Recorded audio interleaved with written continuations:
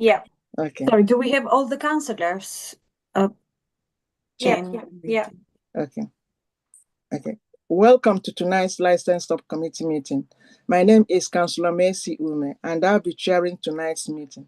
The meeting is being broadcast live on Council's YouTube channel. If I lose connection, Councillor Paul Alexandra will take over for me. I would like to remind all participants of a few housekeeping points. Please keep your microphone muted unless you are speaking. Please keep your camera turned on when you speak at the hearing. Please note that the chat function has been disabled. If parties wish to add any additional information other than their allocated time to speak, they have to use raise hand function so that they are not missed. I also ask that members keep your questions and comments brief to the point. Now we move to item 1 on our agenda. Item 1, apologies for absence. None was received. Item 2, declaration of interests. Do members have any declaration of interests?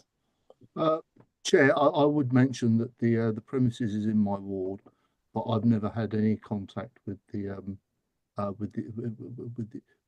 the license holder, and I have no conflicts of interest.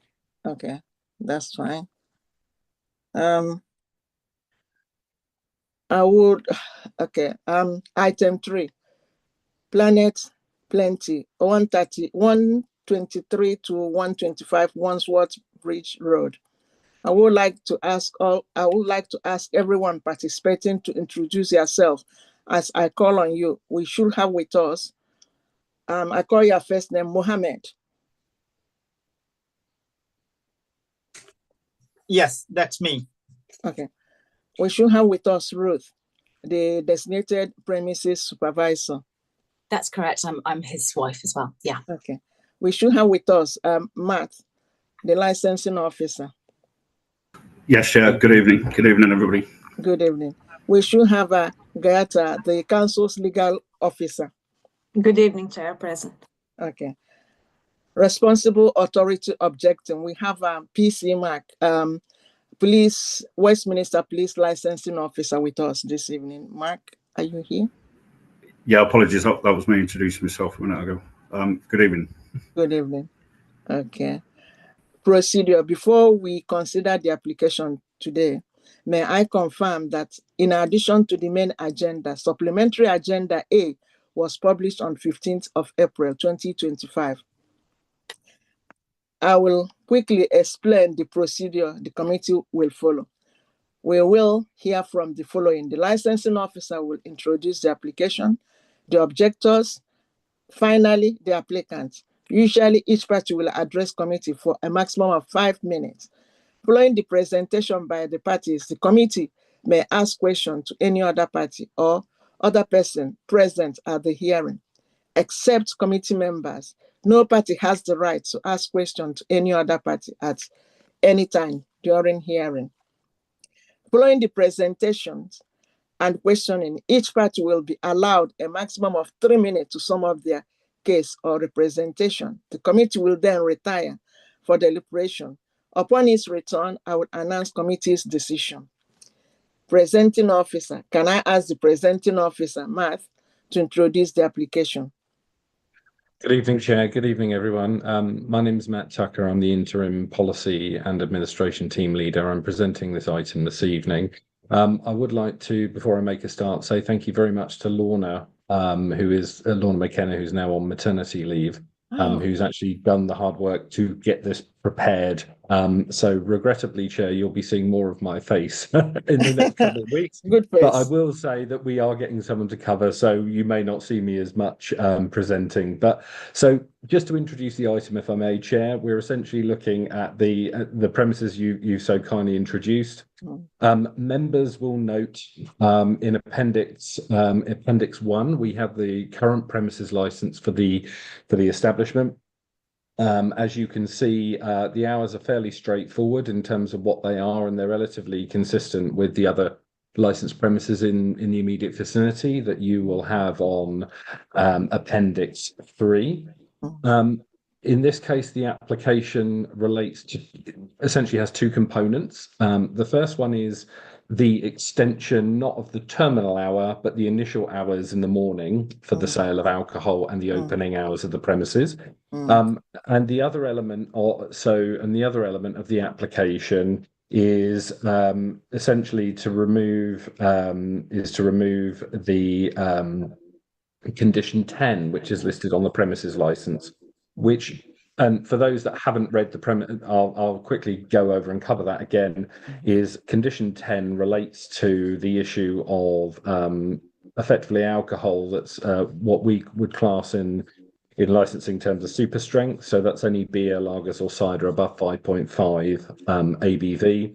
And the condition it essentially says here is that the premises will not sell those unless certain product items have been agreed in advance with the police. So there's the two components here. So we're looking at the increase in hours and the removal of the condition to effectively free up the premises to not need that permission. So parking that for the moment, it would be fair to say, and it's quite clear from the papers in Appendix 4, so the police have very kindly sent us in their response to the application.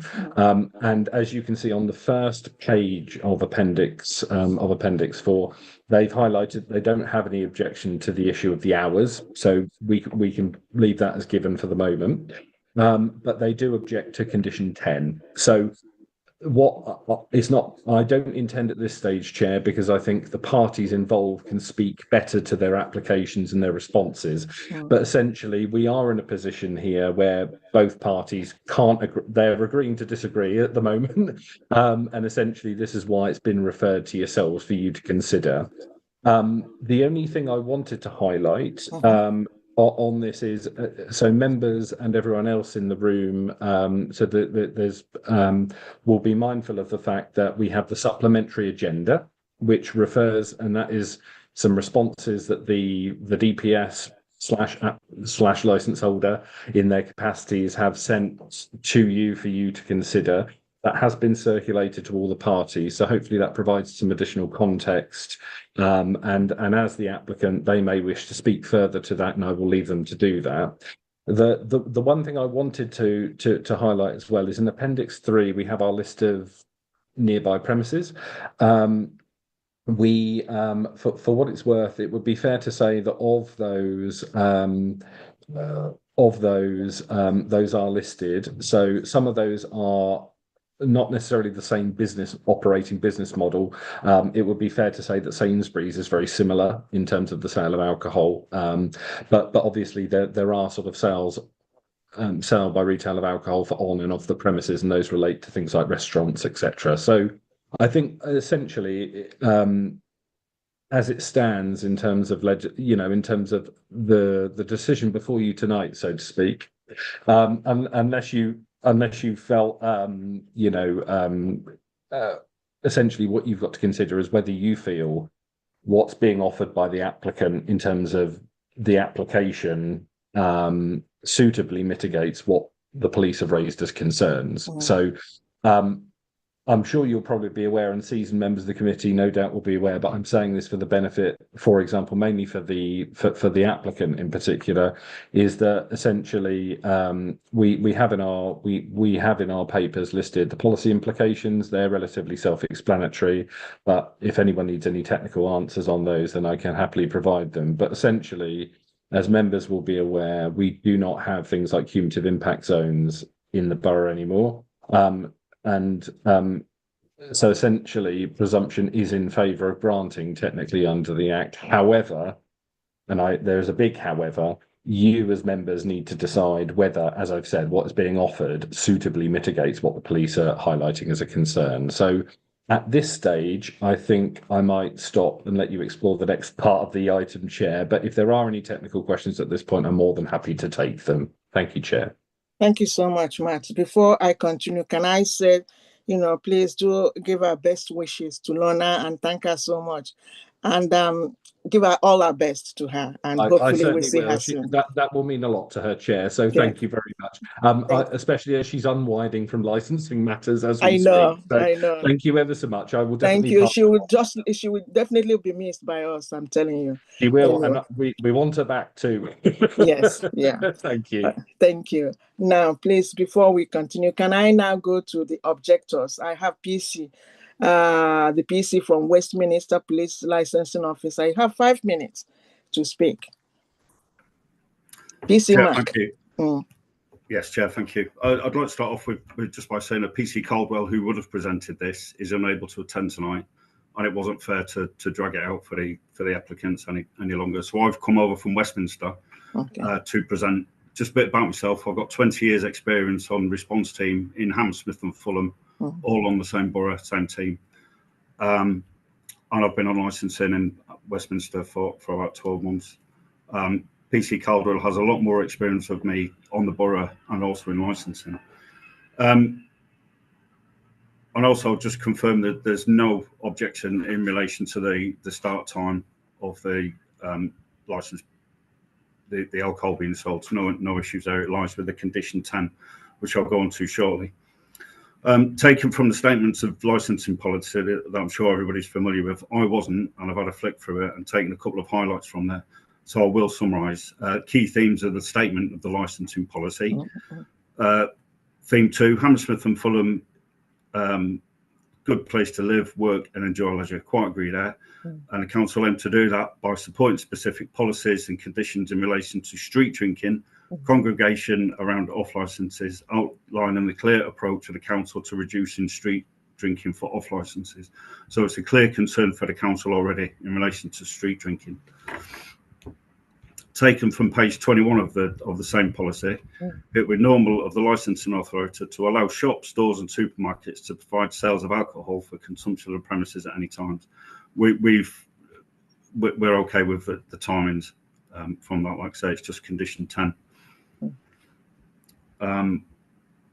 More to a police perspective, from page 35 of the policy, under the prevention of crime and disorder, where police are experts, licence applicants will be expected to demonstrate the following in their operating schedules: measuring control, excessive consumption, intoxication, consideration, measures, restrictions, summarising this, sales to prevent binge drinking and promote sensible drinking.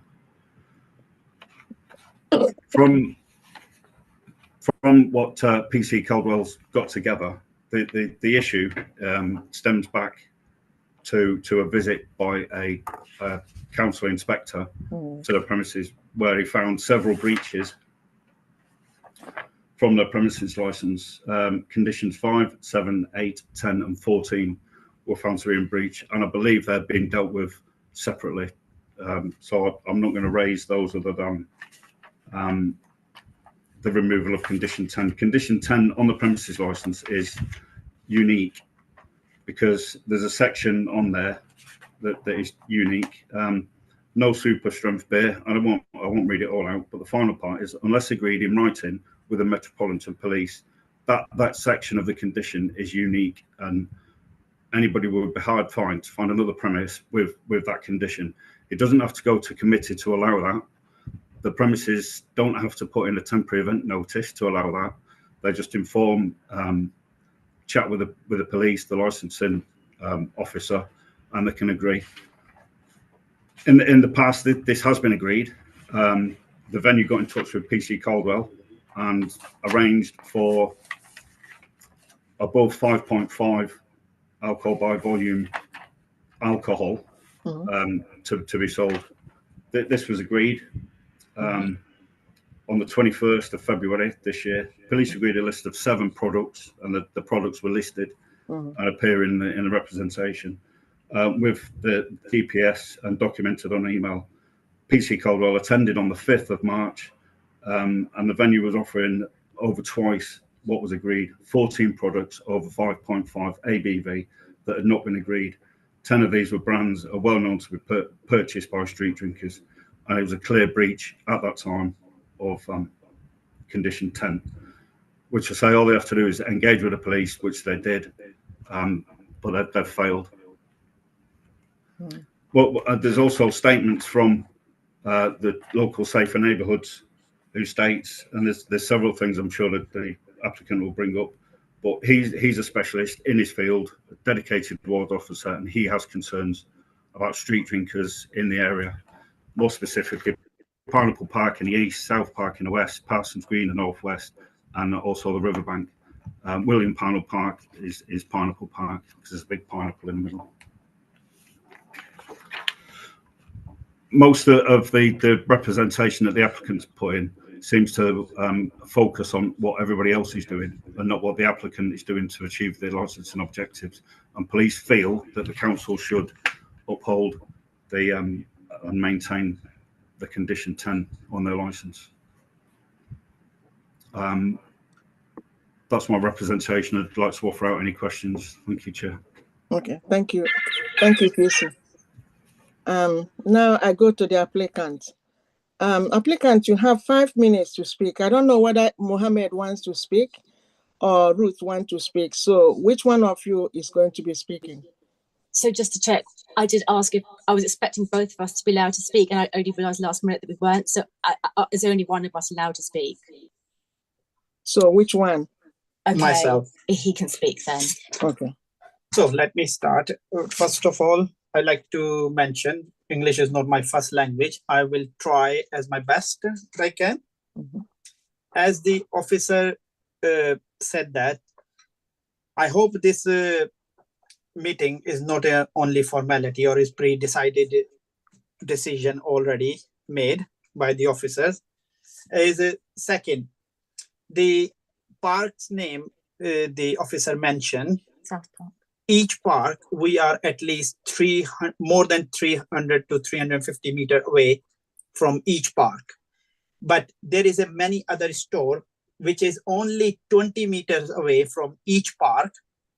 They are selling all these products and everything. Is a lot longer hour and much more stronger. So how, and second thing, I like to start from beginning because in 2003, when I came to in this country, I started working in this shop. And I was manager, I was doing a cash and carry for this shop. And we are selling all these products, what we have in this shop.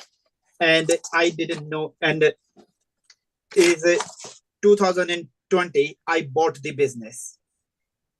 And I didn't know that there is a license change happen in 2016, because when I bought the business, when I spent £250,000, I bought the business, every single product what we have in the fridge was on the shelves, and I paid for the stock as well at a time.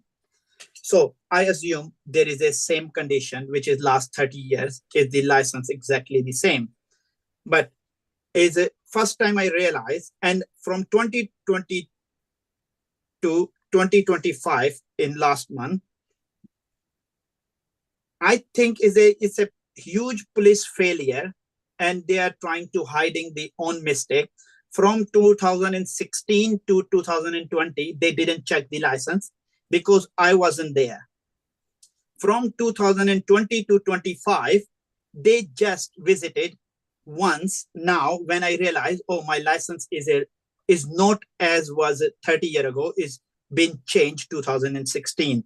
And we took instant action, what we can do to fix it, because we were completely unaware and we were selling what we bought, the business, the way we bought it. And the officers came, first officer said, oh, because we are a problem, because people buying, we not kind of a store, we like to have the customer like a street drinker. That's why I did not put off license sign in around my shop. I didn't mention that. Second thing, because we like to we like to add in the community. For that reason, we hide all the cigarettes and the tobaccos. We hide it under the counter into the drawer, so nobody can see it. We are selling it, but that is as revenue. There is a long living, because this shop is really old. There is a huge like a goodwill, because which is I paid £250,000, they come, they buy many different things from us, and they don't want to go one particular things to be, even many of them don't want to cross the road for a cigarette. Customer requested me, can you please stock this for me? Okay. So we tried our best to not to be I don't think so we are kind of a store we add any littering into the park or anything, we are very, very cautious. And I do mention that in the police report, I don't know where they find it, is this page, I don't know you have it or not, which is they accuse in September last year is some kind of a like incident happened, which is we are completely unaware of. And they said my staff used the metal bar to someone, which is again I see is a lack of police. They are trying to hide on mistakes. If they receive the report to against my staff, why they didn't try to contact us? Why they didn't, if they made mistake, why they did not try to take the statement at a time, and why they are using this at the moment? We are a very nice shop. You can see us on Instagram, anybody, Planet Plenty Fulham, and you can see what kind of a store we are. And we don't want a street drinker. We don't want to add it. I just like to say, because we are a small store, that's why I think we are been targeted. My point is, like everybody know, vape is going to be stopped on 5th of June. Why they're not doing it? I don't think so. Drinking is a problem for only this Wandsworth Bridge Road. I think it's a national problem. Why the government cannot do legislation against the like they done the vape? They can stop all the high. Nobody can sell it. Okay, Mohammed, you have 5 minutes has been up for a while. It's 5 minutes gone. Yes, thank you. Thank you so much. Now, the committee questions. Can I ask each committee member to ask question of any party about the application and issues that has been raised at this hearing in relation to 4 licensing objectives: the prevention of crime and disorder, public safety, the prevention of public nuisance, the protection of children from harm. Okay, councillors, committee members, you have questions?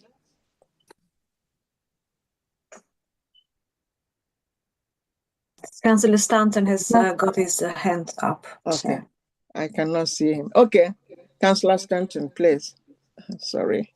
That's all right. Thank you, Chair. Thank you, everybody. And if I may just take this moment also to pass on my congratulations to Lorna. If I may, that's wonderful news.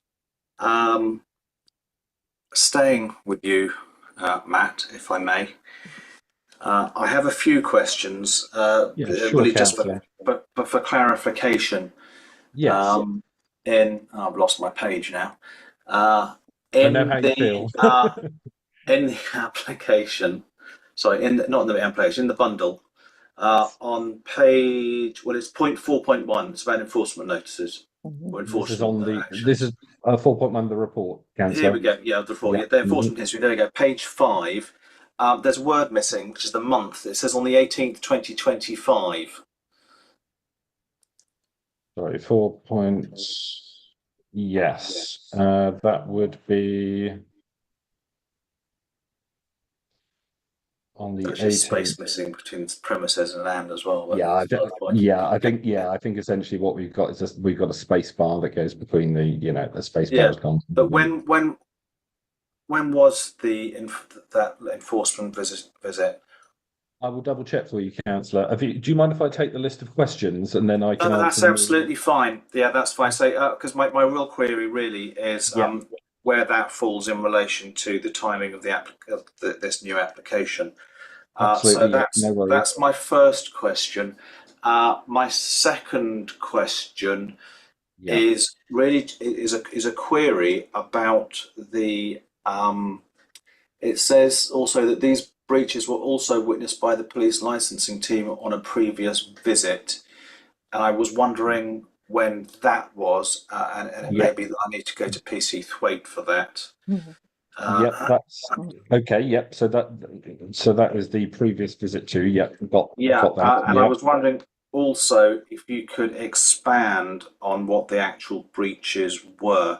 So I'm assuming that the breach of condition 10 was that the list of 14 items as listed on page 41 were on sale, rather than the 7 permitted on page 39 of the bundle.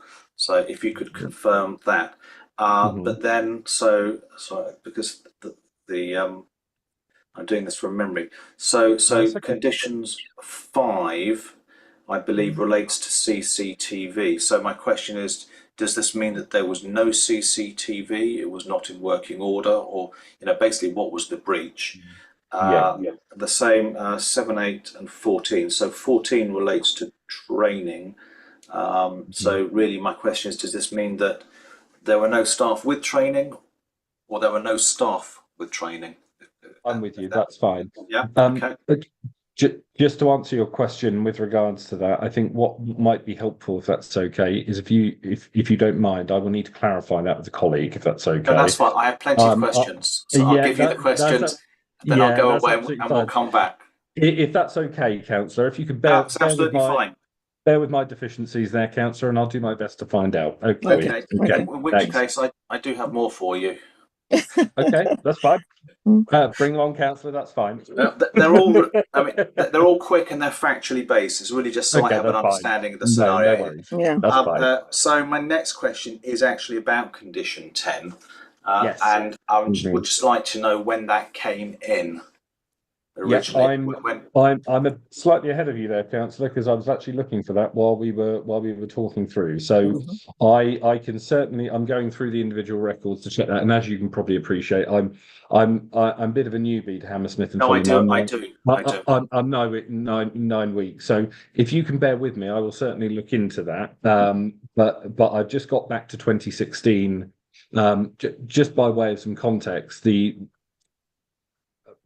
prior to the existing premises license holder owning or being in possession of the premises license, it did change hands twice before that, and effectively, so we're dealing with sort of two antecedents, so to speak, in possession of the license where that change would have occurred. So I will scan through that for you, Councillor. You had another one. Another question, Councillor? Yeah, I think I do. Hang on.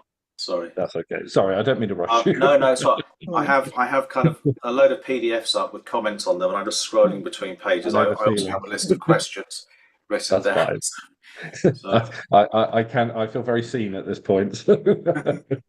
Yeah. Okay. Now I think So my next question really relates to I guess this enforcement matter on the 18th of something. Yes, that's absolutely fine.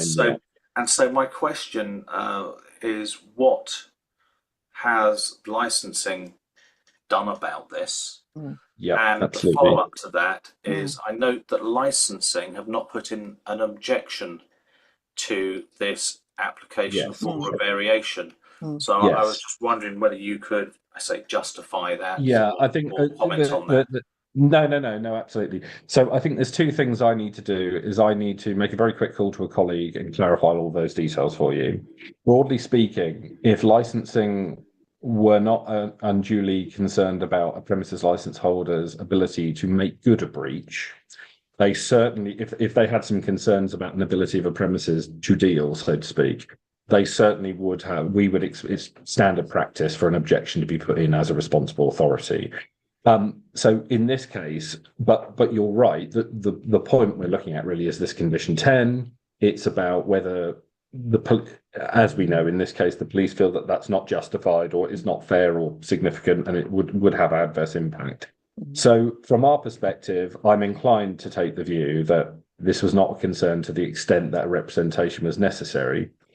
It might be that was not a particular concern for us as a licensing or enforcement authority, because the condition lies between the premises license holder and the police, rather than the premises license holder and us as a local authority. So actually, this is about a discussion between the premises license holder and the police agreeing on certain items. And it just happens to be that it's a condition rather than something that requires council officer input at this stage. So I will certainly, hopefully that covers the question about the responsible authority, although I can see you've got supplementary. Just one more, which is kind of more of a policy question, which is there have been breaches, and according to the representations from the applicant, and this is specifically in relation to condition 10, they appear to have been going on for quite some time.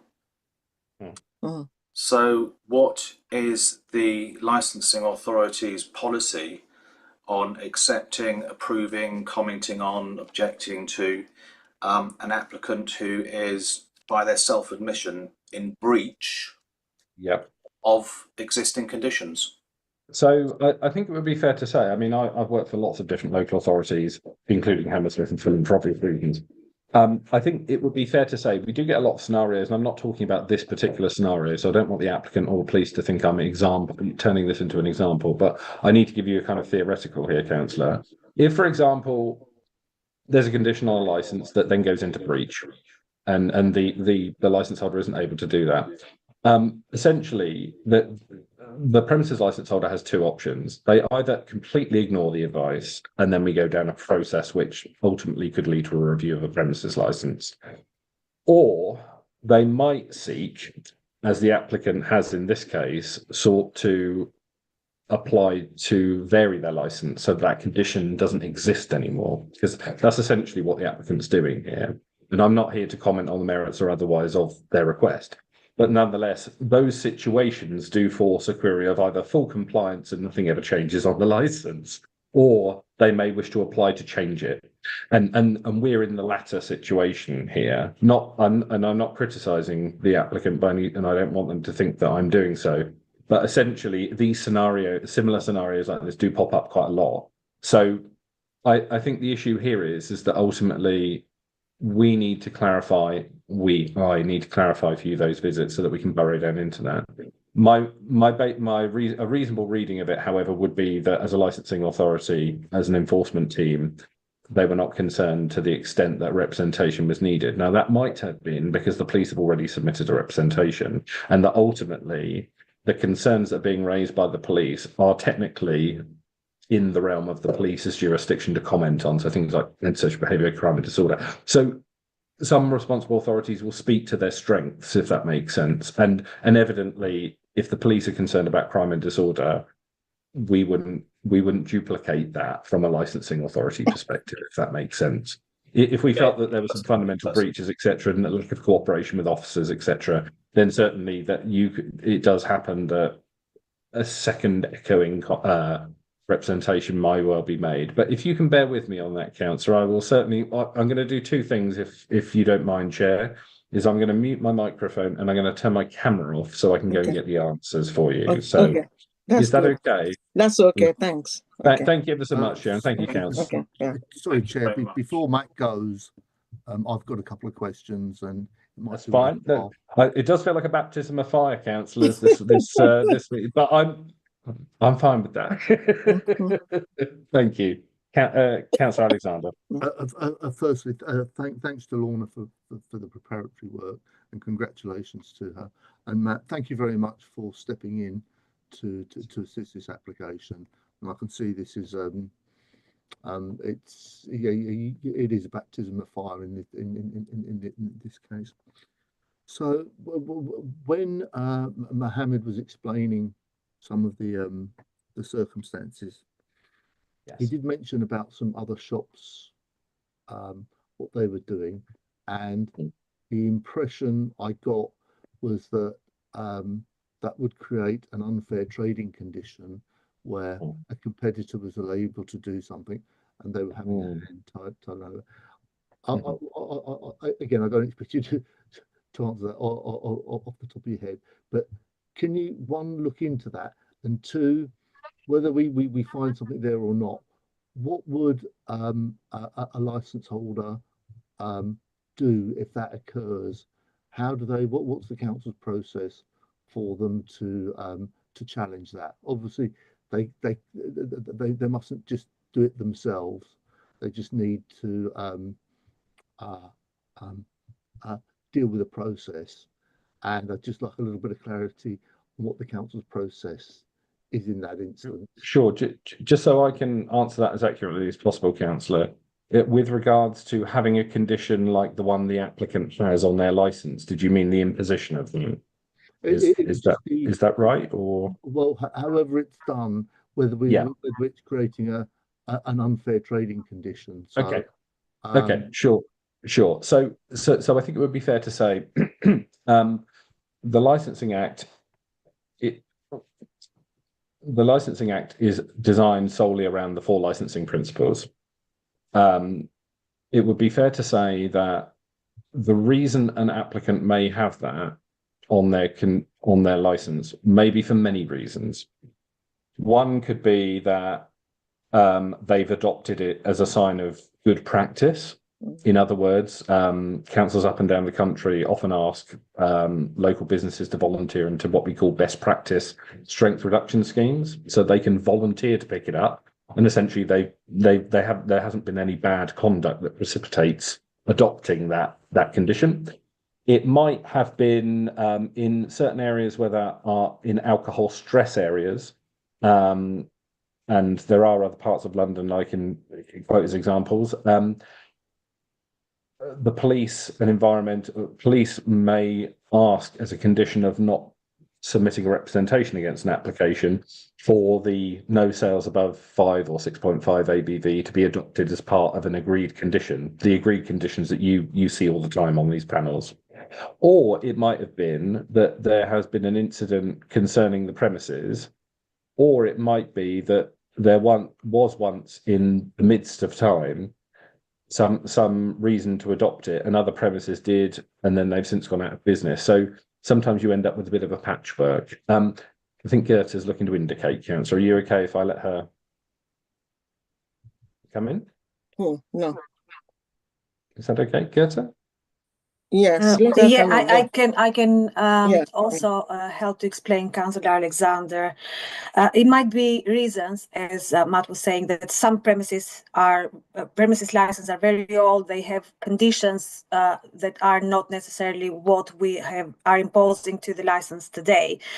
If there are no breaches of any conditions, if there are not concerns or objection made the way a premises license holder conduct the business, it won't come to the attention of the licensing authority or to the attention of the committee if there is not in our case, we have a variation that the license holder is requesting to remove this condition, and that's why it's coming in front of you, because the police are objecting.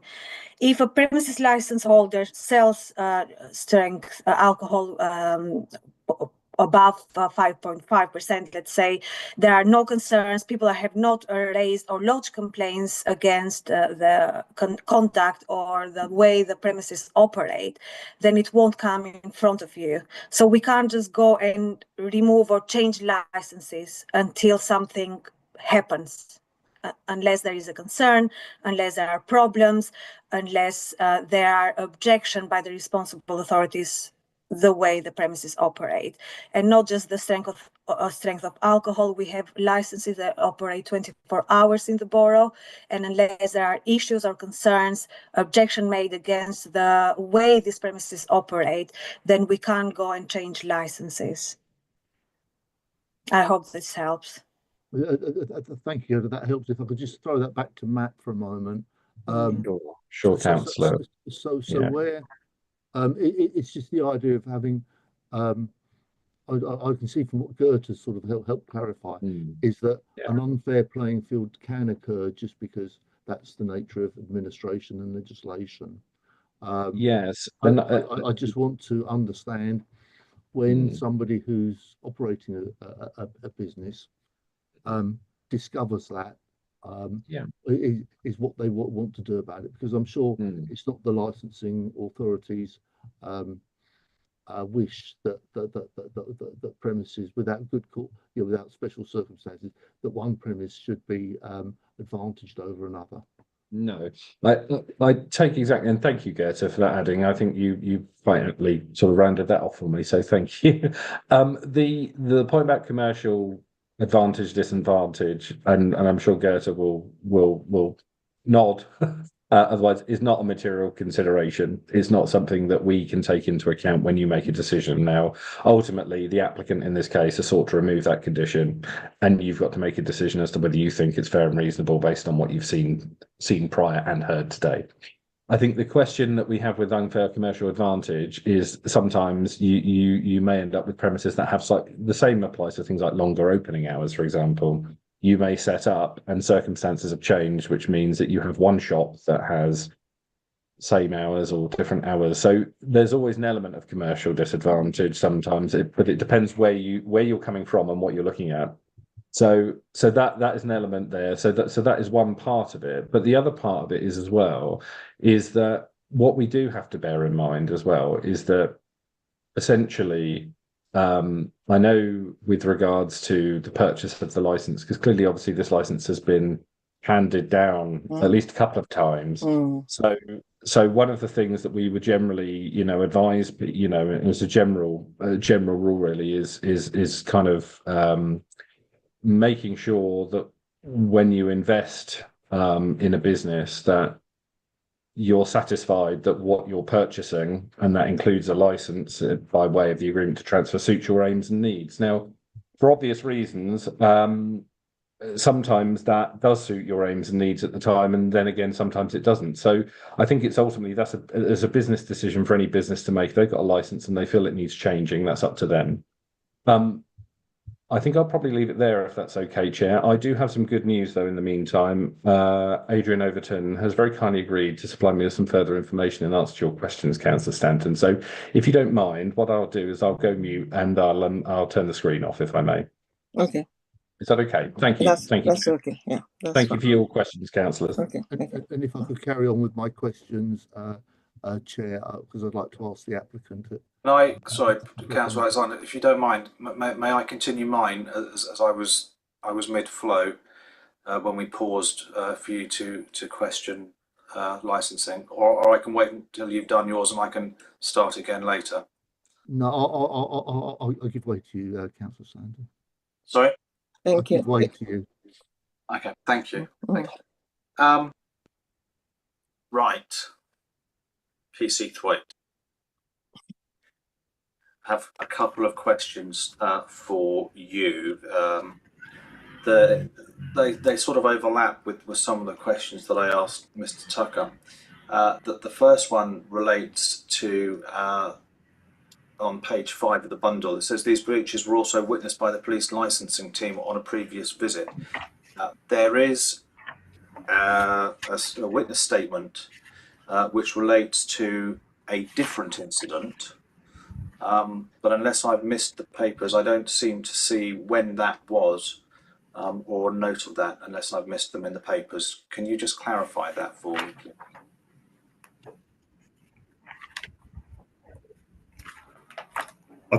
Councillor, I think the one you're referring to is the statement from the dedicated ward officer that relates to 2 crimes, which I can talk about once I've answered your questions on behalf of the applicant, because I know it's worried them in their 5 minutes they had to speak and throughout their application. So if you could just bear with me for a second. Well, if you give me 1 second, I just want to check, because the bundle says that the same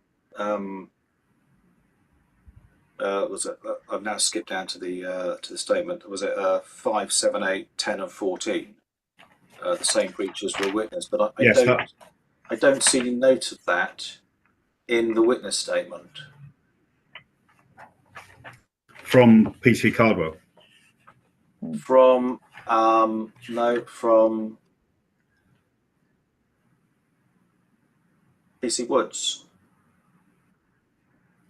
PC Woods is a dedicated ward officer. He may have gone around with that with the council staff, but he wouldn't, because he's not from licensing, he wouldn't have got involved too much with that. And with the council noticing the breaches, the council would have taken the lead on that, and the police may have given a Section 19 closure notice, but it's far more coming from the council, the city inspector. If it was PC that attended. Sorry, on page 43, where it says I visited the premises yesterday, which was Chris Cardwell. Is that the visit?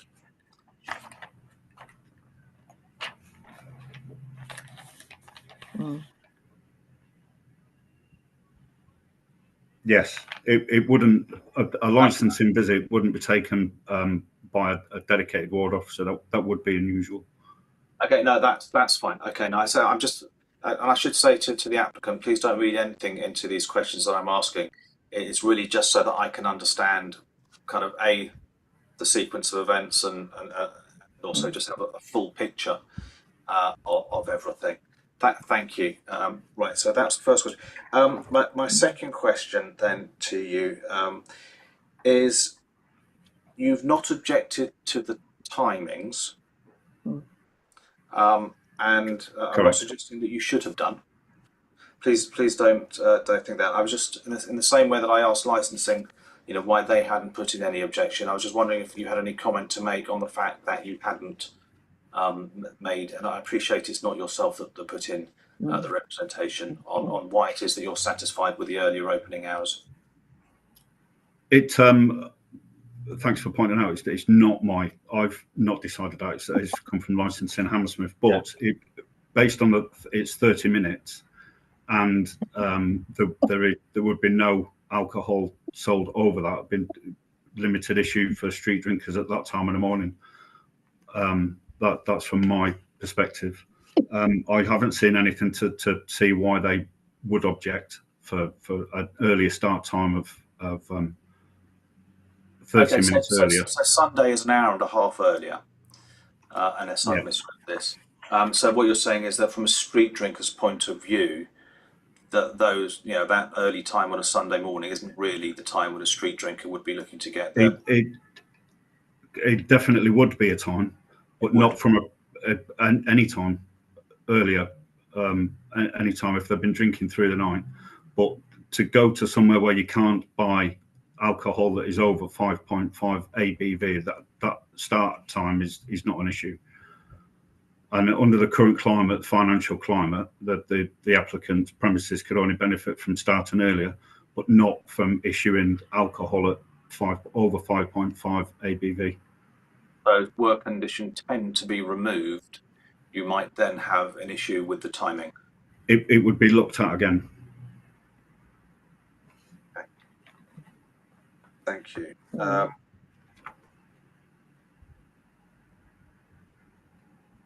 Excellent. Thank you very much. I think that's everything from you. That's very kind of you. If I could turn now to may I call you Mohammed and Ruth? Thank you. Thank you. Yes, And thank you. I should say thank you for your patience with me asking those questions. I have only one or two for you. The first question really is just so I've got an idea of your experience as retailers. I know, Mohammed, that you've said that you worked in this store some time previously. If I could ask both of you what experience you have in retail selling alcohol, but also what training you have received, and also what, I don't know if you have personal certification, I don't know if you hold a personal license. So if you could just take me through that, I would be grateful. And also, while I'm asking you that, if you can tell me who at any time during the day is actually in the shop, because I believe you also have a manager, Javed, I believe. So maybe if you could also just outline his experience and training. In fact, just in general, what the levels of training are, what the onboarding process is for new staff, but starting with your own personal experience and training.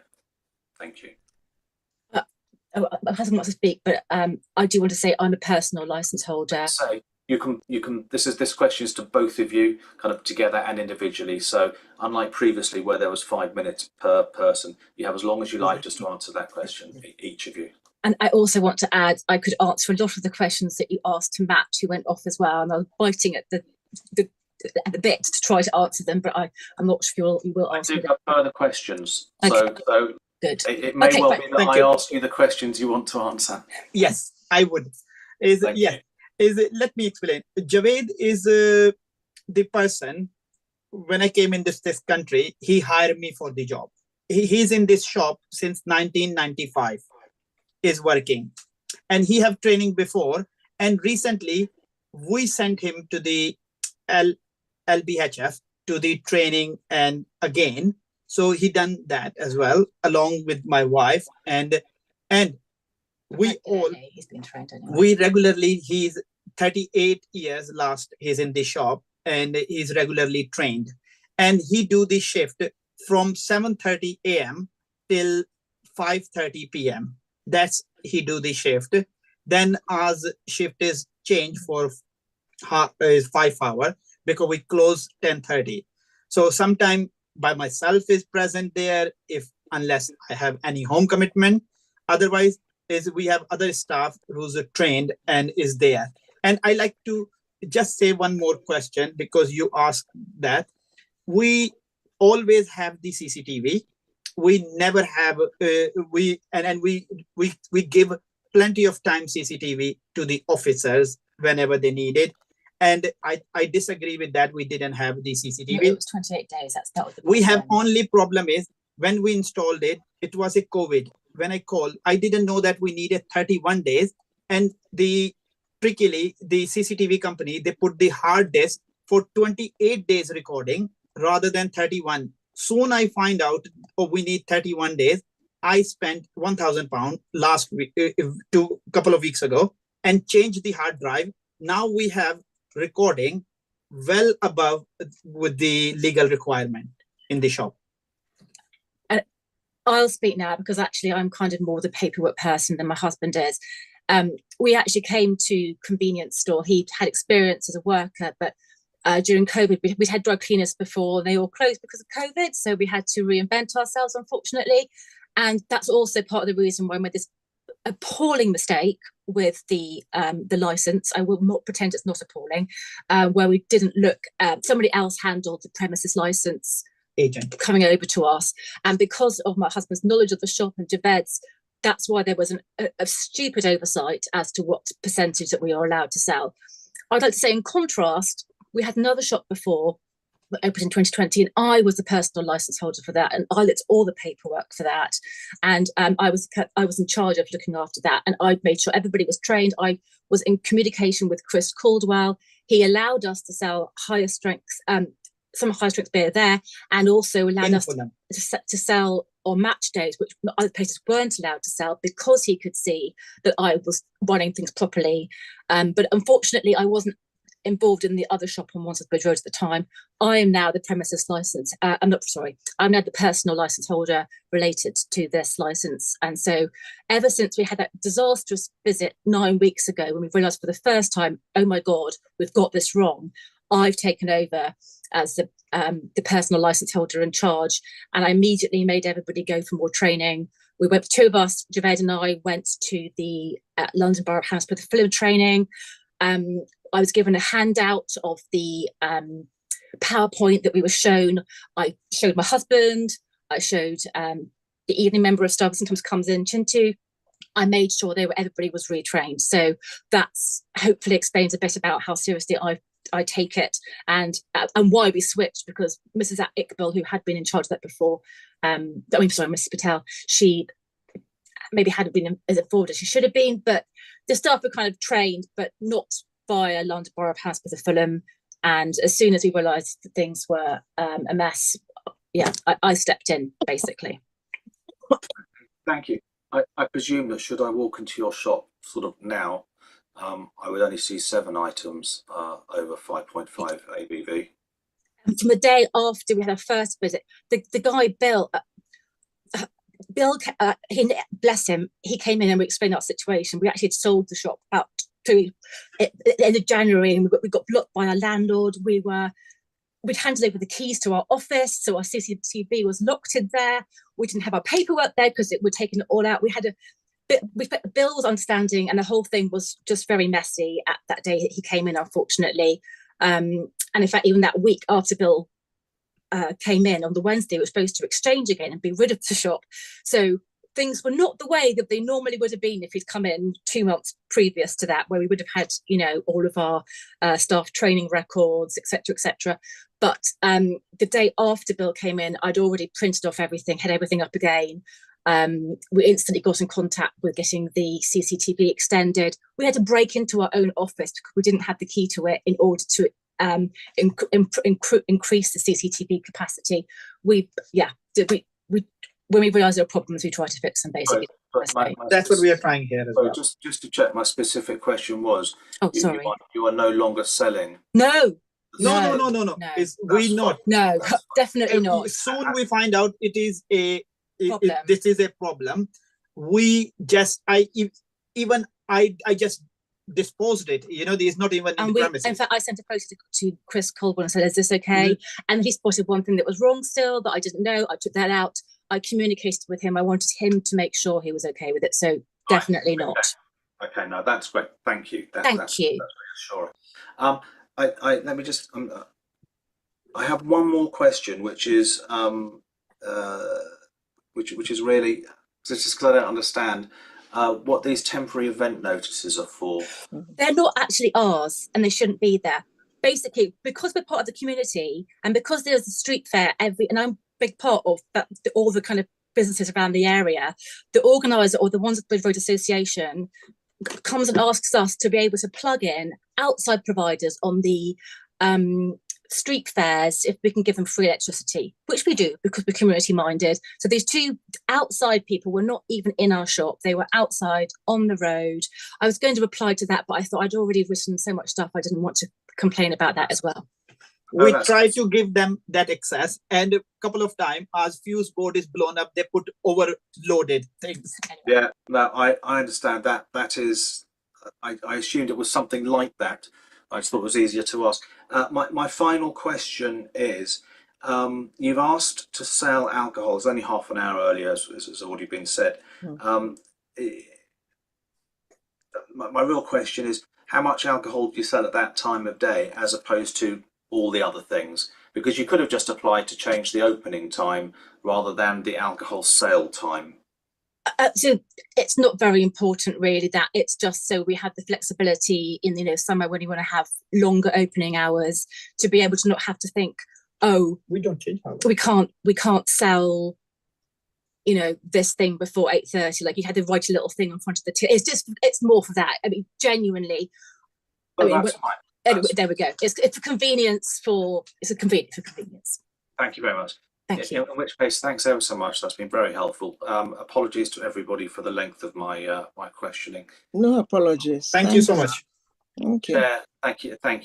Thank you. Chair and councillors, over to you. Okay. Thank you. So I see that Matt is back. Did you want to wait for Councillor Alexander to ask his questions and then report back, or would you like to? I'll be guided by you, councillors. I'm okay. You report, Mark, to report. Okay, what correct. Yeah. Okay, thank you, councillor. So just to answer your question, Councillor Stanton, about when condition 10 was applied. So to the premises licence holder was owned by someone before Mr. Azim, and then by someone else before that. That person in 2016, as part of an application, agreed as a condition with the police, condition 10, and they agreed that on the 8th of September 2016. So effectively, as we understand it, that condition has been in place on the licence and been since September 2016. So, and on that basis, as we know, agreed conditions get agreed. And as in fairness, the applicant did allude to 2016, so appreciate you clarifying it, but it's quite important that we, you know, September, October 2016, which is when the revised license would have been issued around that time, that's when it was implemented. So hopefully that covers that point. I'm just going to go to the visit, if I may. So the My understanding was that Adrian has clarified the details on the visit. So the 18th gap 2025 is the date relates to the date that the data was entered into our system. So the visit, as I understand it, took place with our enforcement officer Bill, and that was on the 10th of February. So sorry, I'm glad you're nodding. So that's really good. So that's good. Thank you, applicants. So effectively, the breaches, what was found was that, and this is the report that's come from the officer, was that the premises license was not displayed and the full license was not available. So that was identified as an issue. There were breaches to conditions 5, 7, 8, 10, and 14. So 10, I think we can afford to park. So effectively, when we will do a licensing inspection visit, what we wouldn't necessarily always comment is how far it was in breach, because some of these conditions are literally, you must do this. And if they're not doing it, that we class that as a breach. So moving on slightly, the applicant has alluded to referred to the fact that discussions took place with Bill, obviously following that. So that's positive. There was a repeat. Our understanding was that after that visit, the police then went to visit on the 5th of March, and it was apparent that there were less breaches. So what that demonstrates to us from a straightforward licensing enforcement perspective is that things are improving at the premises. So that's good. And obviously on our basis, we then have to make a decision in terms of balancing risk as to whether we need to file our own representation against an application. And the decision was made not to file a representation because we were seeing signs of improvement. So that's all really positive, and that is to the applicant's credit in terms of responding to that, because that's what we really want to see from an enforcement perspective, is that when things go wrong, and they do sometimes go wrong, sometimes they are being improved. So that explains why we haven't put in a representation on that point, and thus just left it with, we're then left with the police. So hopefully that clarifies them all, but please let me know if I've missed anything. That's fine. Thank you very much. No, that's all right. You're very welcome, Councillor. Thank you. Councillor Alexander, Councillor Chair. Over to you. Yeah, thank you.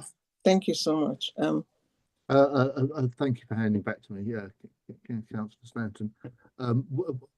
Welcome back, Matt. I'm not sure which bits you might have missed from some. Anyway, let me just. I can assure you I was listening to the vast majority of that, except for when I was on the immediate call to Please, don't worry, we're going to get this sorted. Thank you. So the applicants have they ran us through some of the issues that they've been there. Yeah, and I didn't realise the finer points of this myself until they explained it. Sure. CCTV is obviously a requirement, and we have a 28-day CCTV requirement that they can replay the stuff. But in order for that to happen, it technically needs to be set at 31 days. And the applicant explained that. They explained what they did when they found the problem, and they don't do the technical side of the CCTV. They actually use a contract firm to do that. Sure. And they explained that the contract firm, I think, hadn't set it up in accordance with Hammersmith and Fulham's requirement for the 31 days. But they immediately paid whatever it was to the firm to get that rectified. Yeah, absolutely. Yeah. The explanation, I don't know if you heard it. It sounded very plausible to me, and I just want to know if the licensing authority are able to accept that was the reason for the CCTV not being available. Well, what I can tell you, Councillor, is I did hear the point about the mishap with the CCTV, and I was quite mindful of that. I was waiting for the call when I heard that, so I do appreciate that. I mean, ultimately, when we have any license that any applicant is expected to comply with, I mean, technically, when anyone takes on a license, they should know fully and continue to know what the conditions are. So, there are no days off for license holders, Councillor. So they have to comply continually on that basis. Now, we do accept that mishaps happen. We're all human.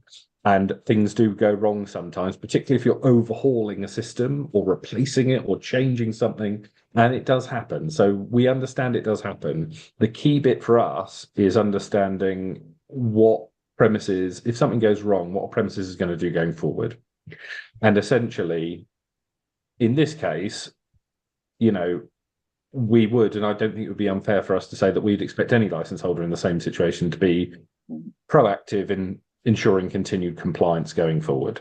So that is essentially what we look at when we look at any form of breach going forward, because it is a learning exercise and we accept that mistakes do get made. It's the key is, what does that license holder do when they're told about it? So, and that's the key to getting a fine balance. And our response has also needs to be proportionate, and we adopt a stepped approach to enforcement. So it is important to look at it in the context of the applicant having improved from one visit to the other. And I think that's quite important in this case. Thank you, Matt. And if I could ask Mark White a couple of questions. Good evening, Mark. And good evening, I appreciate you're not the local, you're not the Safer Neighbourhoods team for Sands End, but it sounds like you've had a lot of experience in Hammersmith and Fulham. And what I want to know is really, when the police look at these sorts of premises without their assistance, I would guess that we're going to have problems with shoplifting and all sorts of other issues if the police aren't on the ball in the area, and that we do owe our gratitude to the police for making sure that premises can actually trade without these kinds of problems. When we were talking about the street drinking problem, and I live in a little way away from this area, and the area I live in is just absolutely riddled with that problem. And I'm glad to say that the police are far more able to contain the situation in Sands End. When the applicants were explaining the issue about other premises and that, I'm just, correct me if I'm wrong, it's really down to the applicants to join in what all the other applicants are doing and make sure that street drinkers and other troublemakers are not getting alcohol.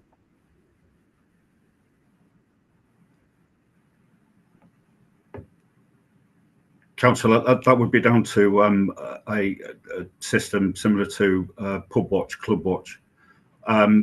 This application is dealt with on its own merits. There's 102 pages I've read in the application. 55 of those pages are from the applicant saying what everybody else is doing. And on their additional submissions in these on what it's doing and what it's selling, the applicant is more concerned about what everybody else isn't doing. Just to quote one of their comments in their application. Again, more concerned what everybody else is doing. It seems like a fear of missing out or FOMO.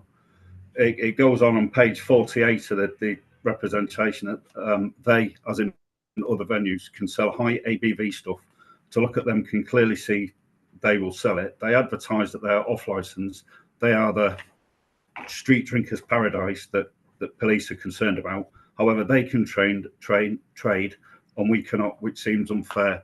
To me, that seems that they want to replicate what everybody else is doing and be the same as everybody else to be that street drinkers' paradise. Mark, thank you very much. Chair, if I can now ask the applicants a couple of questions, please. Yeah.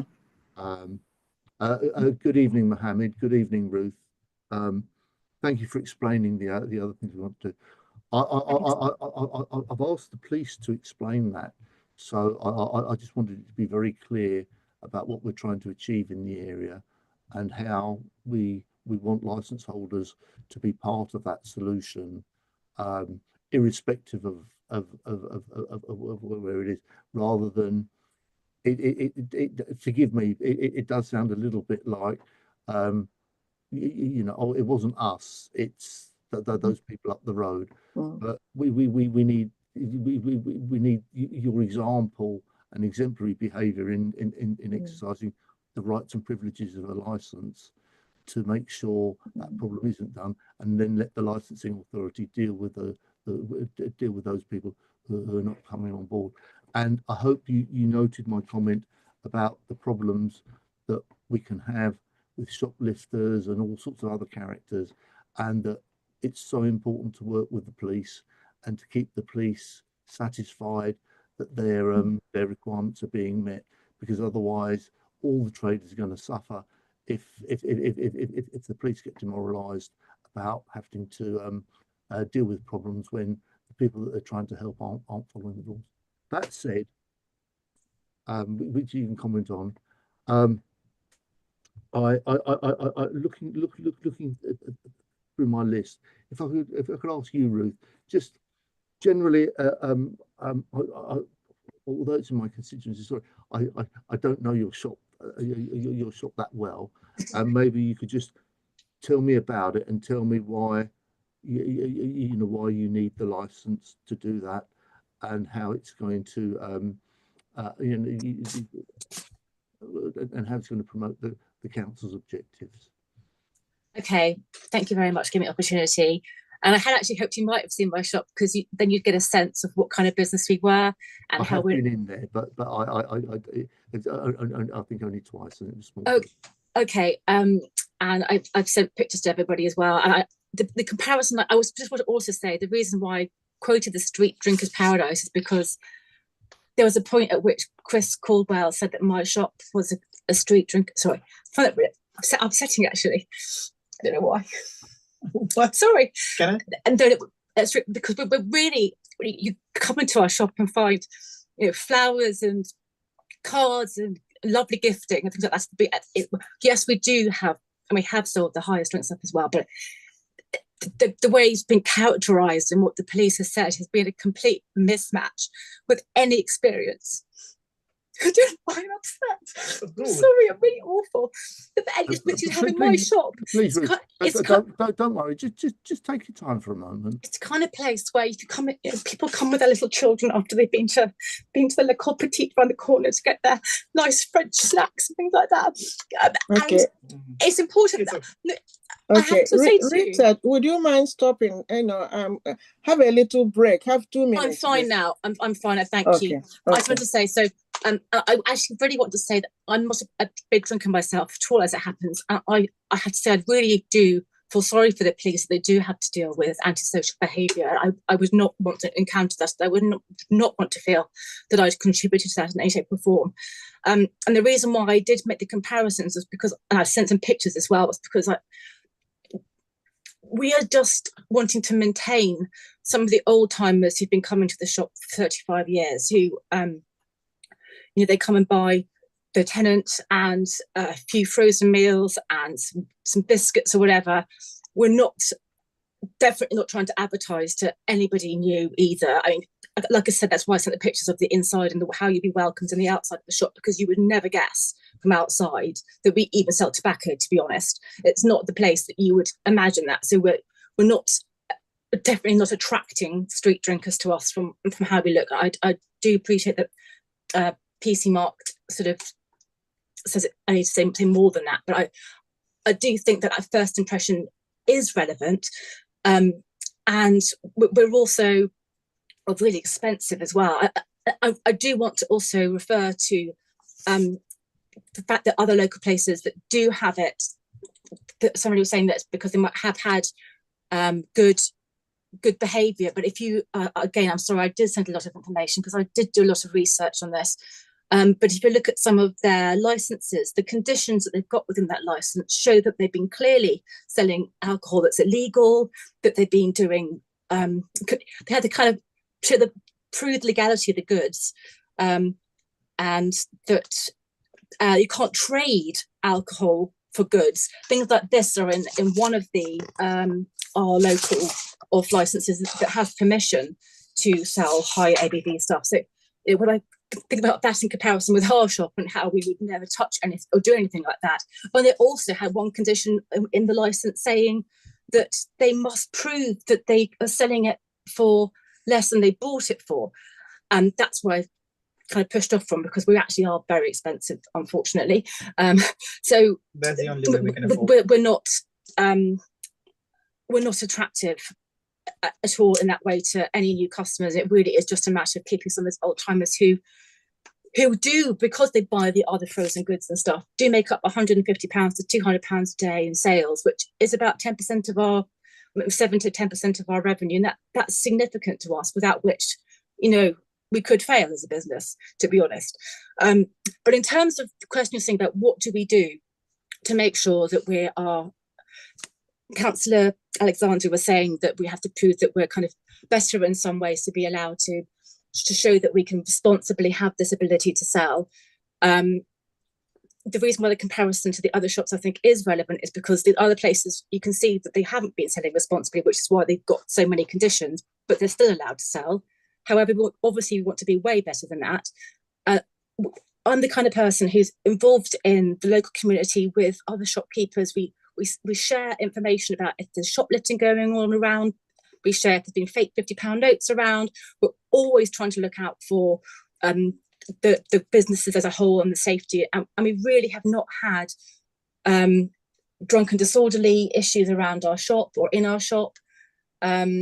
We've obviously, when it comes to meeting the full licensing objectives, you know. Okay. So sorry to sort of interrupt you, Ruth. Sorry, I went on for way too long. I'm very. Sorry. I think we're all very happy to hear from you. So just on a couple of things that Sainsbury's were mentioned earlier, which I know is very close to your store. Opposite. Do you compete against Sainsbury on price or on? No, we're more expensive. So you compete on service rather than price? Yes, and the range that we offer, we have a lot of unusual gifting and bouquets of hand-tied flowers that I make. And it was really in relation to the alcohol. We're more expensive than them. Yeah, we're a lot more expensive. Okay, so that's understood. And the range you've got, I had a look at one of the lists that were in the paper, that were in the papers.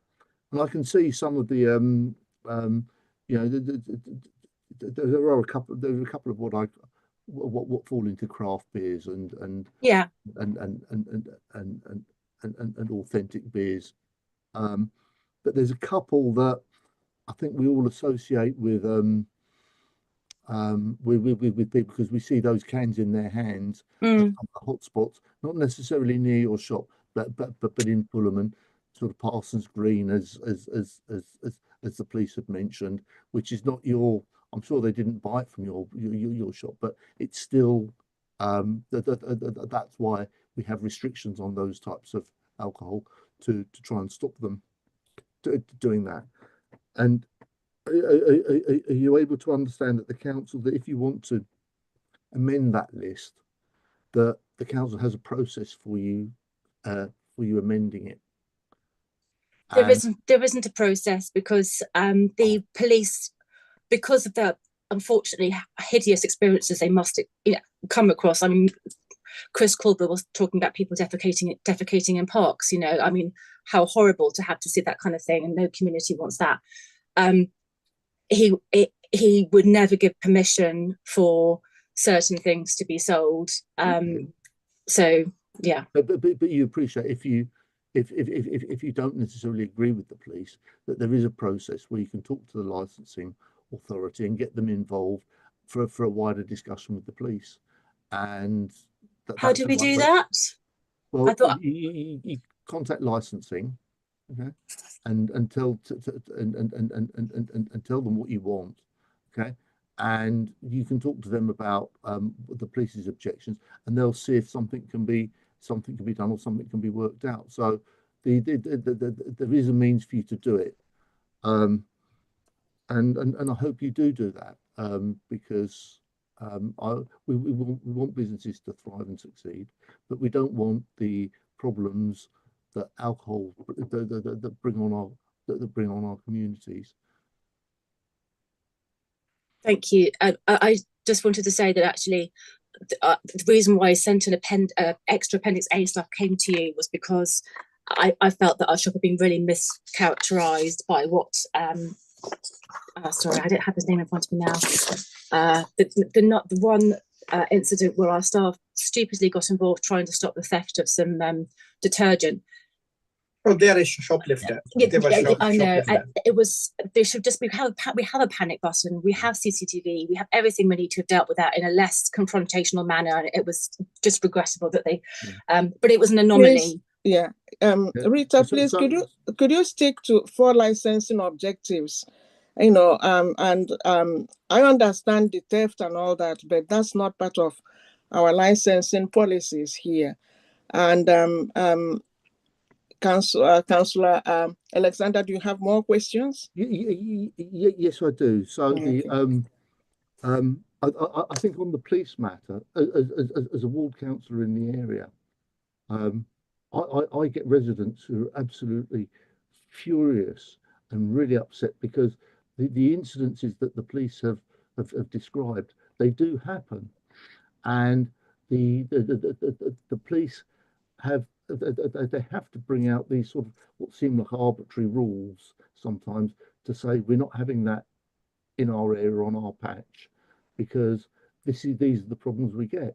And I can assure you the police have had some really strong complaints from local residents about exactly the sorts of things going on in William Parnell Park or Pineapple Park. It does cause these problems.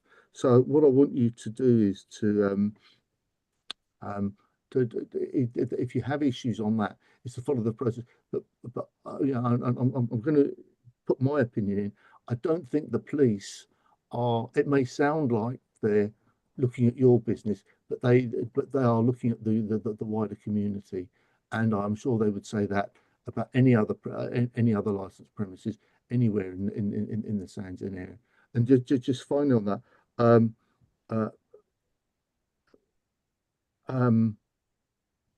no, I think you've got.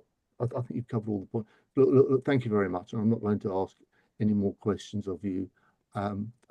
Thank you, and thank you for the time given to me, Chair. Thank you, Mohammed and Rita. I do understand from point you're coming from, but I must point out that you are giving a lease. You didn't have a solicitor that will read your lease over to tell you what is required of your lease. Did you have a solicitor that asked you, that read what your requirement on the lease? No, we haven't, which is why we're actually fighting our landlord, which is why we sold the shop and failed to sell the shop, because it all happened during COVID, because we suddenly pivoted after losing all of our drug cleaning businesses, and we got thrown into this, and it was very chaotic because we were suddenly in a new business. So unfortunately, the two things happened at the same time. Mercy, you've hit the nail on the head, and but unfortunately it happened with both. So oversight on both. Newbies, unfortunately, at the time. Okay. My other question, just a comment, you know, because Matt said that our officer is saying that you have already improved in certain areas. So this, why do you want this taken off? Why are you insisting on having that point taken off from your lease? Why are you asking the officers or the police to take off that point? I just want to know why you're asking that. Because I like to be, the customer is loyal with our shop. They continue shopping with us rather than one, which is the one particular thing. They have to go different place where they can buy these things. And if we lose the sale on the other product they buy from us, because like customers come, is like they request us, few of them, can you stock this kind of cigarette? Because I'm coming here, I don't want to cross the road because I'm vulnerable. It's not easy to cross Wandsworth. I don't want to go Sainsbury for one thing and I buy all the thing. I just want to comfort the customer. They've been coming here last 40 years. and they don't feel it, oh, we stop doing what they like to have it. And I can assure you, that was my goal in the beginning. We deliberately did not mention our shop, we are off license. If you can see our shop, so nobody can recognize us, we are an alcohol selling shop, but we have been allowed. We cannot ignore, we already huge dented with the can scheme in the area. A lot of customer left, they don't come to our shop because of the can scheme. They cannot park. If they are coming, they have to pay the penalties through the street. We lost a lot of revenue, and almost is like a, I wanted to sell the business because I was in depression, because it's not easy how is the businesses are. Every single penny is accountable in terms of electricity, in terms of business rates, is in terms of many things, the business insurances. So every single penny did count, what is to afford and keep calm and carry on. And we are honestly, I used to have 7 dry cleaning businesses. I lost all 7 in COVID. And then I started this. Okay, Mr. Mohammed, we are talking about licensing.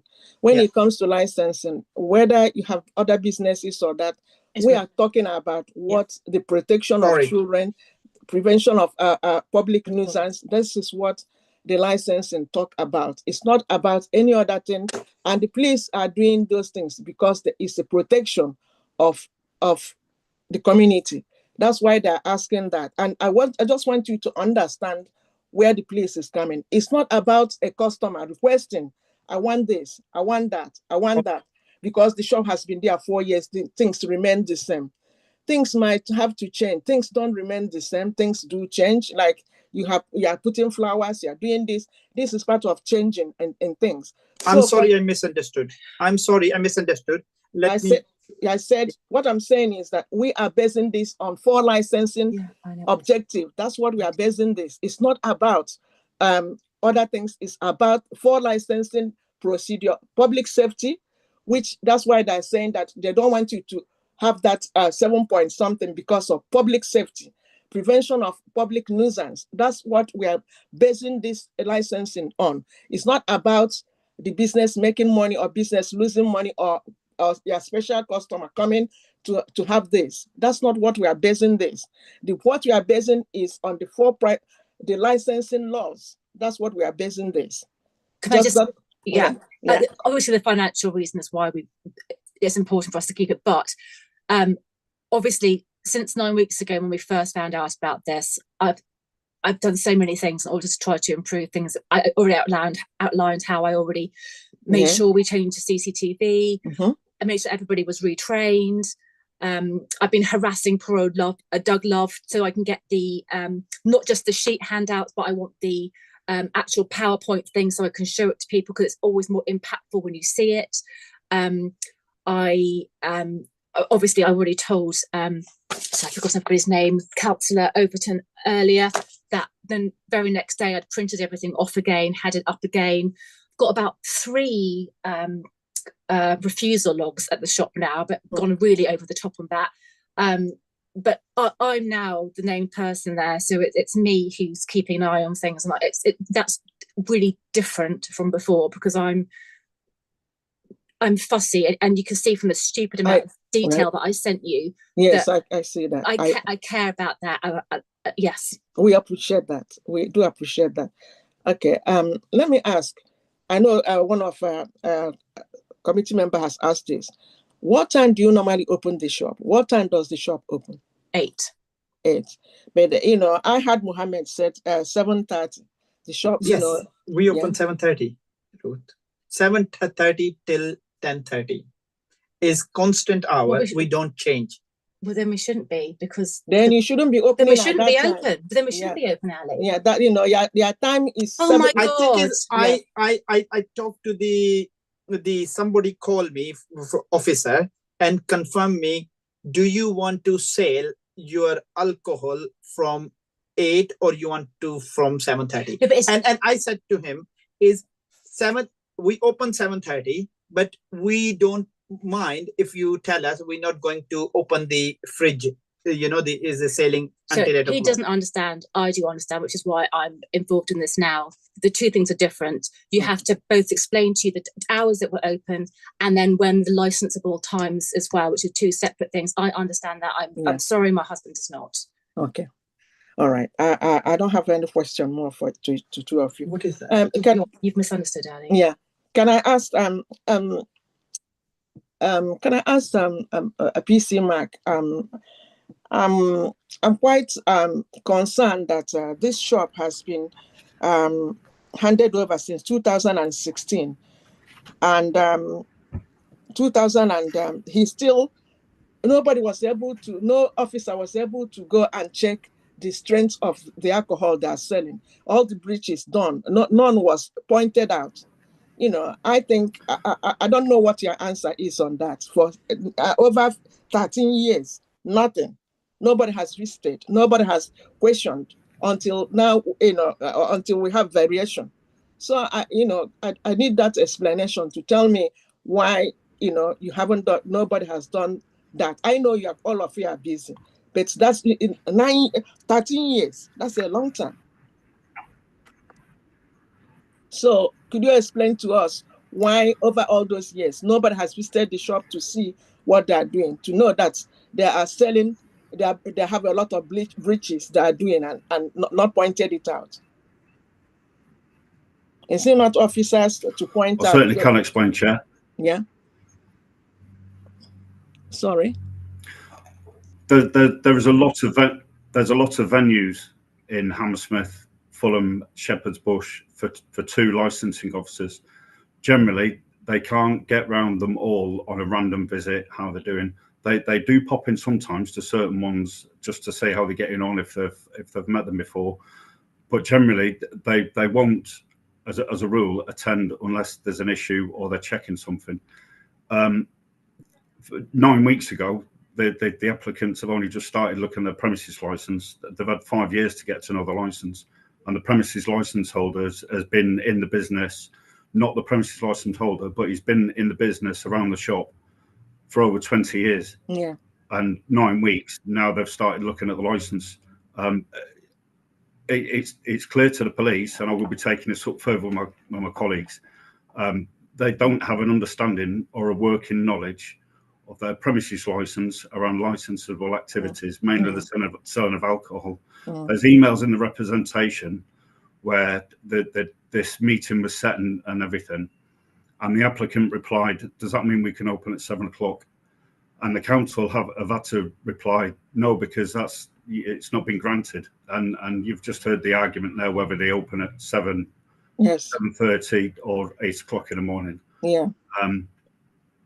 And the condition that they want to remove, if they go into another shop and tell them that they've got this golden condition where they can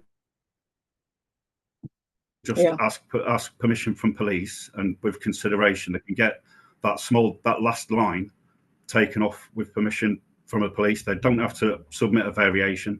They don't have to submit a temporary event notice. It's a golden condition that I guarantee nobody else would have in that area. And if they gave up now and moved somewhere else and reapplied, anybody else on that borough, the Hammersmith and Fulham, anywhere on the borough, that condition would remain, and it would not be the last part where with police permission you can sell over 5.5 ABV. It would be an absolute no. And that just sums up that the applicants don't have an understanding of their license. That's right. Thank you, PC. Matt, I have the same question to you.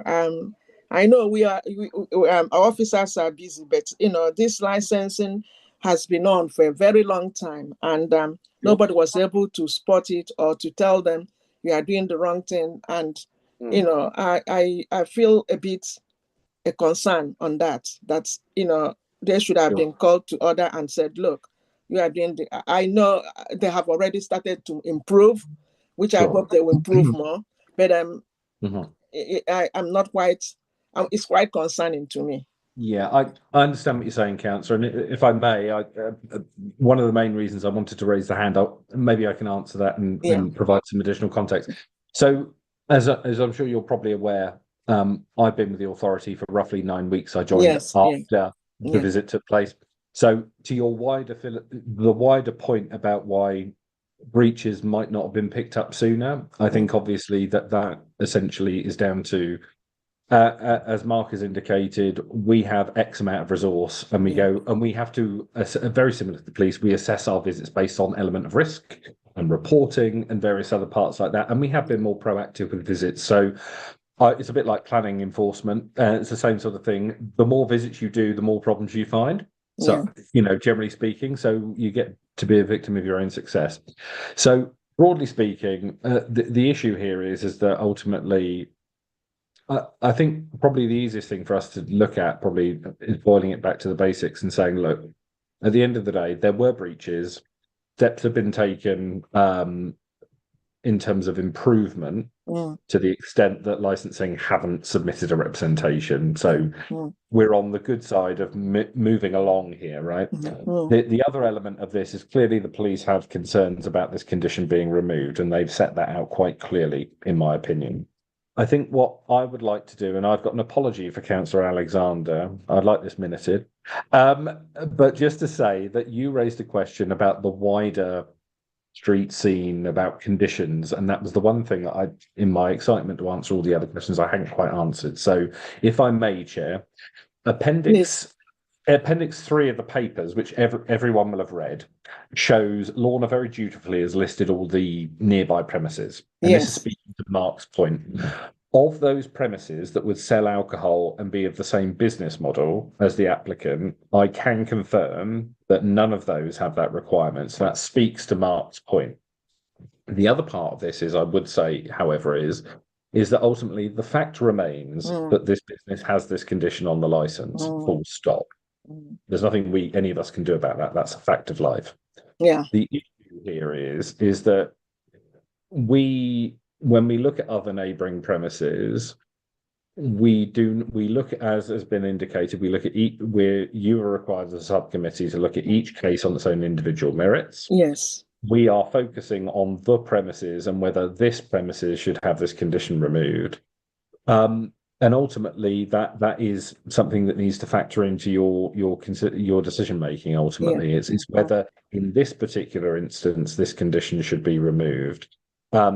As Mark has indicated, we have to recognise the fact that since 2020 the premises has been transferred to the current licence holder, and all things being equal in an ideal world, we would expect a licence holder from day one to know and to continue to know what those conditions are. And I'm not criticising the applicant at this point. I know. But essentially, what we need to do is understand what's happened, and that has been discussed. But also to understand really, from the discussion, I think from a point it has been helpful to discuss the issues. But essentially, you as a committee need to decide whether in this particular case that condition should be removed. So please accept my apology, Councillor Alexander, and that should be. I have no further contribution to make, Chair. Thank you so much.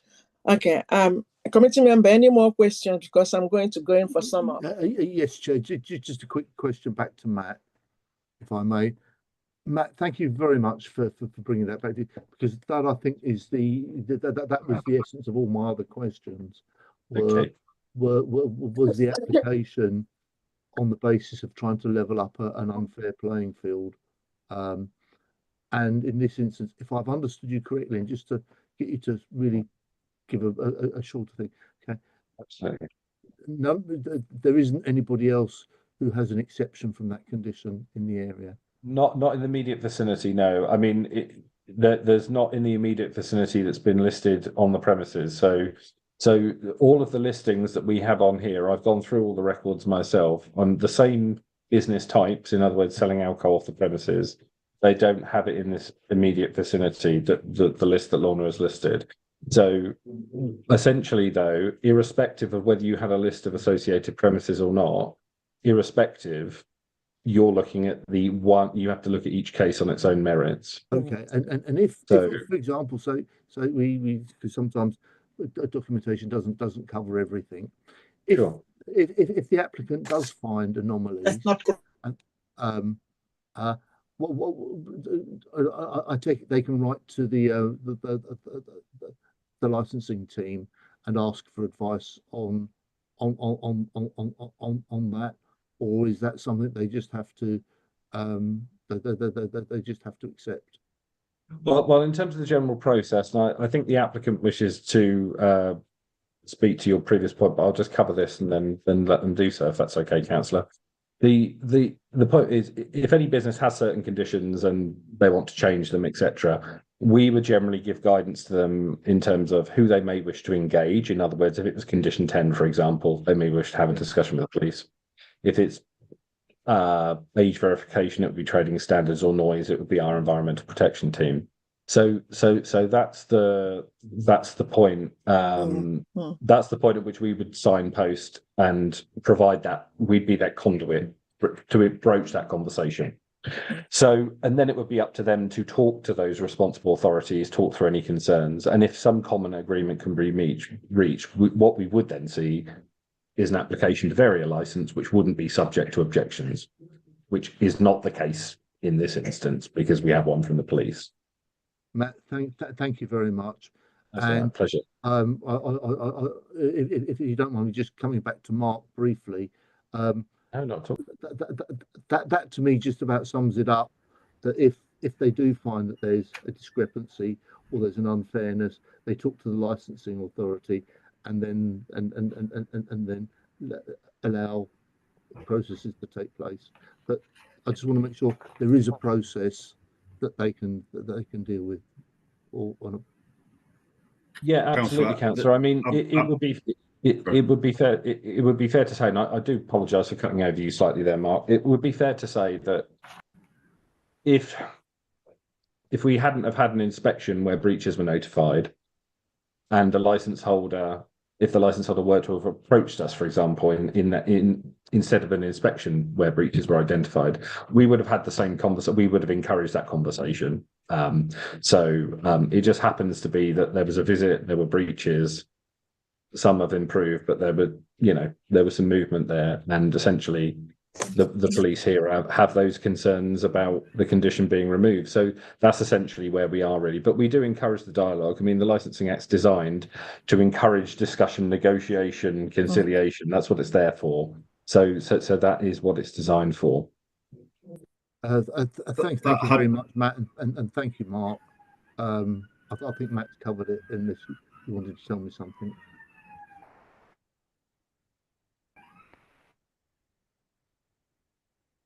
Chair, sorry, can I just ask one extremely brief question, just for clarity? Okay. I promise you very quickly. Matt, just briefly, the police did engage. That's where the email chain led from. Okay, you ask.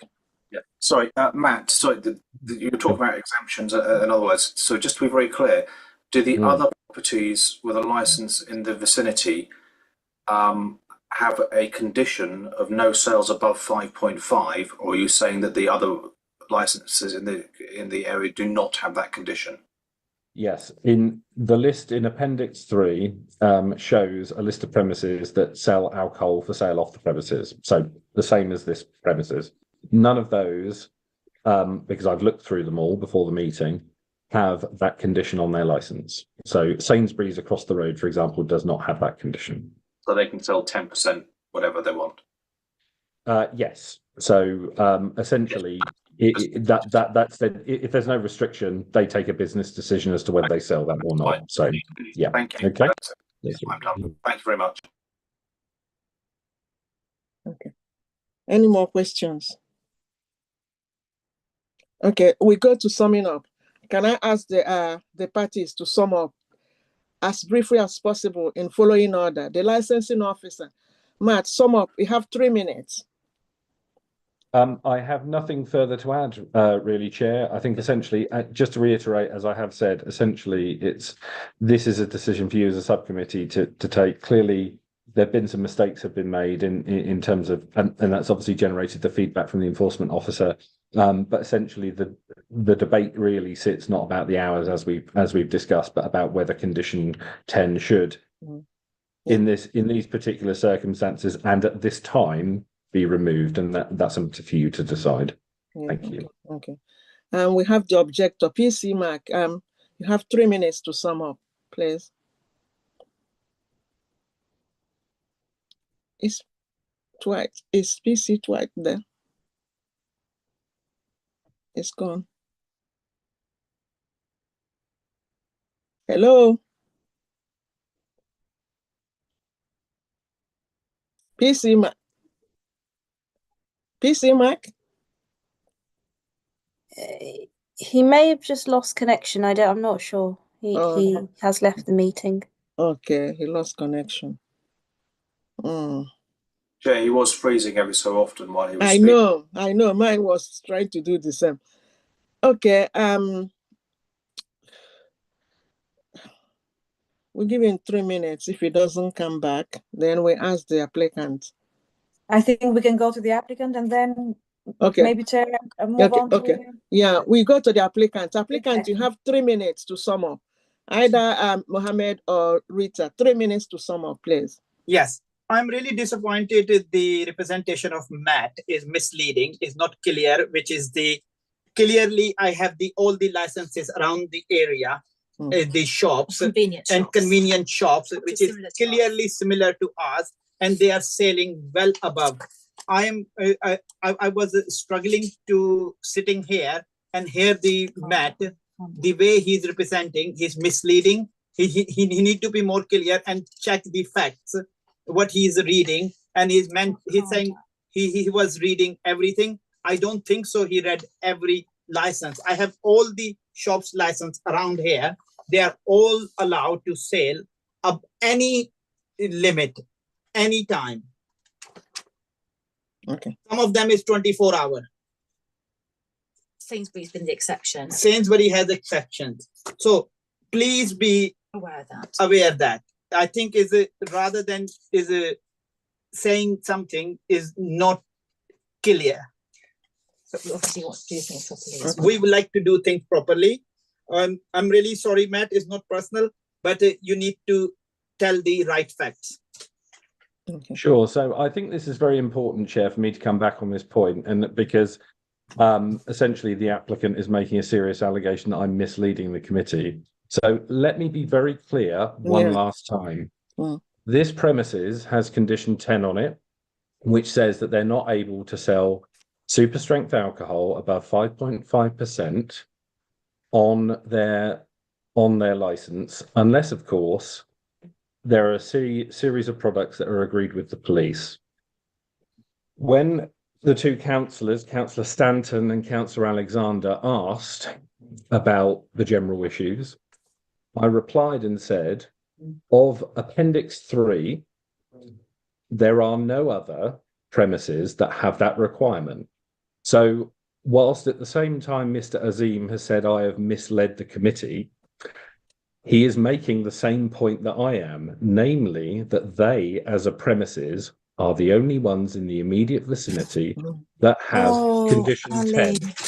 So I think that needs clarifying, Chair, and I don't wish to make a particular issue of this because I think it's incredibly important that we have these facts set out quite clearly so that you as a committee... No, let me finish. I stopped and listened and let you speak. Yeah, I think his 3 minutes has passed. And you have made a clear remarks. Yeah, so Mark, so I'm going to ask. Yeah. Okay. Thank you, Chair. Thank you so much. Is PC Mark there? Can we have him to speak, please?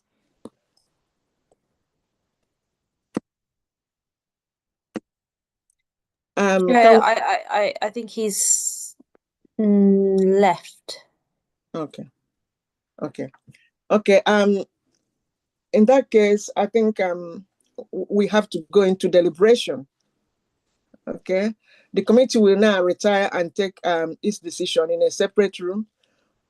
You are welcome to remain in the meeting to hear the committee's decision. However, This might take some time. If you do not want to wait, a summary decision will be published on Council's website tomorrow morning. Can I ask members to turn off their video, mute their microphone, and join me in a private Teams meeting for deliberation? Okay.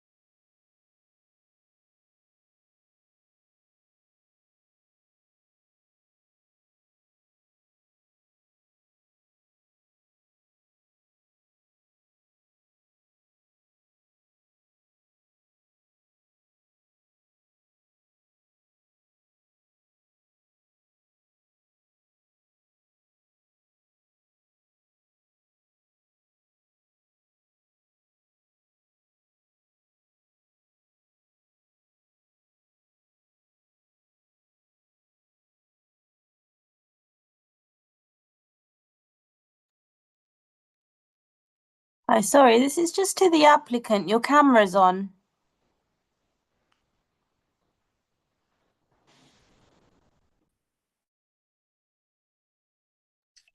Thank you very much.